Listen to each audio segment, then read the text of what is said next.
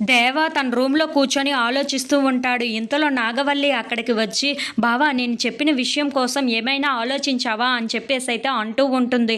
ఆ మాటలు వినగానే అక్కడ ఉన్న దేవ అయితే, "ఏం విషయం?" అని చెప్పేసైతే అంటూ ఉంటాడు. ఇంతలో అక్కడ ఉన్న నాగవల్లి ఒక్కసారిగా షాక్ అయిపోయి, "అదేంటి బావ నన్ను పెళ్లి చేసుకోమని నీకు అడిగాను కదా! దాని కోసం ఏమైనా ఆలోచించావా? నన్ను పెళ్లి చేసుకోవడానికి నువ్వు రెడీగా ఉన్నావా?" అని చెప్పేసైతే అడుగుతూ ఉంటుంది. ఆ మాటలు వినగానే అక్కడ ఉన్న దేవ అయితే ఒక్కసారిగా షాక్ అయిపోయి, ఏంటిది పట్టిన పట్టు వదలకుండా నన్ను పెళ్లి చేసుకో అంటుంది. ఇప్పుడు ఏం చేయాలో నాకు అర్థం కావటం లేదే అని చెప్పేసైతే వాళ్ళ ఆవిడ ఫోటో వైపు చూస్తూ ఉంటాడు. ఇంతలో అక్కడ ఉన్న దేవ మాత్రం ఎలాగైనా సరే దీన్ని పెళ్లి చేసుకుంటే తర్వాత నా విషయం దీనికి తెలిసిపోయినా పర్వాలేదు. వాళ్ళ అక్కని చంపింది నేనే అన్న విషయం దీనికి తెలిసినా తర్వాత పర్వాలేదు. అందుకే దీన్ని పెళ్లి చేసుకుంటే సరిపోతుంది కదా అని చెప్పేసైతే అనుకుంటూ ఉంటాడు. ఇంతలో అక్కడ ఉన్న నాగవల్లి మాత్రం, ఏంటి బావ ఏం ఆలోచిస్తున్నావు? నన్ను పెళ్లి చేసుకోవడానికి నువ్వు రెడీగానే ఉన్నావా? నాకు అయితే నువ్వంటే చాలా ఇష్టం.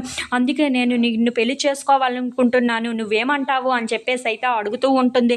ఆ మాటలు వినగానే అక్కడ ఉన్న దేవ మాత్రం, ఏమో నాకు అర్థం కావటం లేదు. నిన్ను పెళ్లి చేసుకోవడానికి నా మనసు అంగీకరించటం లేదు అని చెప్పేసైతే అంటూ ఉంటాడు.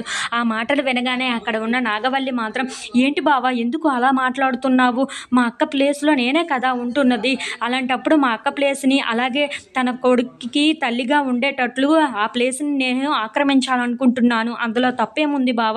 నన్ను పెళ్లి చేసుకో బావ అని చెప్పేసైతే చాలా బ్రతిమలాడుతూ ఉంటుంది. ఆ మాటలు వినగానే అక్కడ ఉన్న దేవ అయితే, ఏమో నేను కాస్త ఆలోచించి ఏదో ఒకటి నీకు చెప్తాను అని చెప్పేసైతే అంటూ ఉంటాడు. ఆ మాటలు వినగానే అక్కడ ఉన్న నాగవల్లి మాత్రం, ఏమి ఆలోచించినా సరే అది మంచి నిర్ణయం తీసుకునేటట్లు ఉంచు బావ అని చెప్పి అంటూ ఉంటుంది.